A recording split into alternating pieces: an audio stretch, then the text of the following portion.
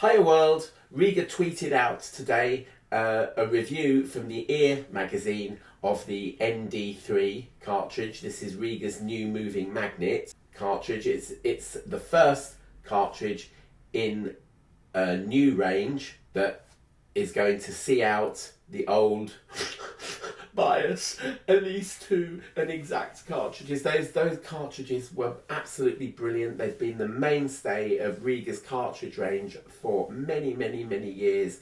In fact, for most of the time that I've known Rega, those moving magnet cartridges in slightly different iterations, they have made tweaks to them over the years. There used to be something called an Elise and a Super Elise, and a bias and a super bias, which then became a bias 2 and whatever. So yes, it's been tweaked, but those cartridges, those three cartridges, were the only ones that Rega did for record players. Even though they made some pretty good, solid record players, including the P9, the best cartridge that they could make for it at the time was the Exact. The P9 had a turntable that they boasted at the time was made of the same material as the space shuttle. So yeah, it is sad that those cartridges are going. I'm very hopeful though for the new cartridges. Now, one of the comments that I had, and one of the points in this review that's written by Jason Kennedy, who I've known his reviews for many years, 30 odd years I've been reading reviews by him. I've got a lot of respect for him. Yeah, somebody mentioned in the comments, and that was also mentioned by Jason Kennedy, is that the ND3 is a replacement for the Elise 2. And I had previously said, and also justified in my reply to the commenter on my video, I previously said that I thought it was a replacement for the bias. It certainly sits in the same place in the market as the bias. In other words, above the carbon. It is the logical replacement for record players that would be sold with a carbon. The only proviso to that, I don't necessarily think the tone arm on the P1 is up to it, but certainly the P2 and the P3, it's possibly a little bit under spec for the P3, but certainly as a P2 carbon replacement, it is, a logical replacement. And that is reflected in the price list that Rega published for May 2024, which offered the ND3 bundled with the P2 and the P3 for discount prices. Once you get up to the P6 and higher, then it's the ND5s and 7s that they are offering as bundles with it. That's why I suggested that it was a bias replacement. Also, the ND3 is red. And I don't know, I haven't, apparently the ND7's been demonstrated, so someone will doubtless comment below. But my guess is that the ND5 will have a blue casing and the ND7 will have a yellow casing. That's just my guess, all right? Now, as I say, I have a lot of hope for these new cartridges.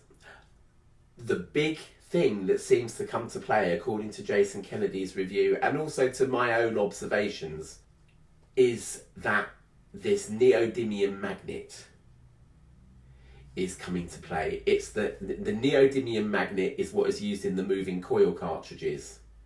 It's more powerful than the old magnets in the moving magnet cartridges. It's therefore means that you need less of it, and because you need less of it, The magnet, there are diagrams in this review. I'd strongly suggest you read it. I'll put a link down below. The cantilever, which is the little sort of rod that pokes out of the stylus and sort of traces the record, has the tip on one end, which is the bit that you can see. That's the actual thing that comes into contact with the groove. And at the other end, that you can't see because it's inside the casing, the magnet is attached to it. All right. A lighter magnet can trace a groove much more easily. Think about how easy you find it to push something that's fairly light around the supermarket and a trolley laden with goods and a baby, and see how easy you can take the corners with that. It does have a benefit on sound quality. Now, about 5 years ago now, I had to go and take my Anya back to the shop, as it were, because there was something wrong with it, and it turned out that one of the coils had snapped or something like that, and Rega fixed it for me free of charge. But I had to have my Exact put on it, and it meant that I could make a video comparing the Exact to the Anya, both of them within the same system, having listened to the Anya with its neodymium magnet. And I described the Exact's bass as being very deep, perhaps slightly out of control, because I had a few records where at one point you'd have the bass booming out, and then at another point it would be almost absent. Think of a song like When I Kissed the Teacher, or A Little Respect by Erasure, for example, where it was just slightly uneven in its presentation of the bass. But generally, the bass was solid, dependable, and controlled. Vocals, gorgeous, and treble. In my video, I used the word curtailed. All in comparison with the Anya, which seemed to sing a bit more. It seemed to be much more open and lively and detailed. The only thing, and I think this was to do with the fact that the Exact has a vital tip, whereas the Anya has a slightly inferior elliptical tip. The only thing that I noticed was that the stereo presentation was slightly missing. Jason Kennedy observes that with the new neodymium magnets on the ND range, that treble opens up, and that compared to the outgoing moving magnets, the treble is a lot better.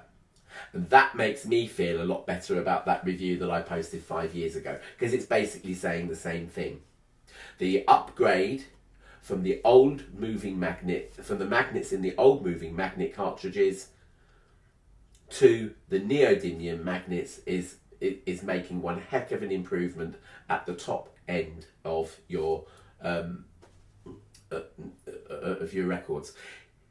It doesn't mean that the top end on the old cartridges is bad. It just means that it is improved with the new ND range. I am, as I say, very hopeful that because, as I say, at some point I think I'm going to need to replace my Anya. I might have to sort of do a switch back to the moving magnet thing, because I think that this ND7 coming in at $450, which is the same price as the Anya was, is going to be as much a run for the money as the Anya was. I think the performance will be comparable. I wouldn't suggest putting an ND3 on an RP8 or even the new P8. Definitely not the new P8. I don't think it's quite up there with it. But certainly, as I say, with those lower spec to middling spec record players in the Rega range, I think you'll see a great improvement. I'm really pleased about these ND new cartridges, very hopeful for them. Can't wait to see what the next two are going to be like, the 5 and the 7. That'll do it for me today. Remember to like, subscribe, share if you dare. If you want to, please feel free to leave a super thanks by clicking on the heart down below, and I will see you in the next video. Ta-ra, bye.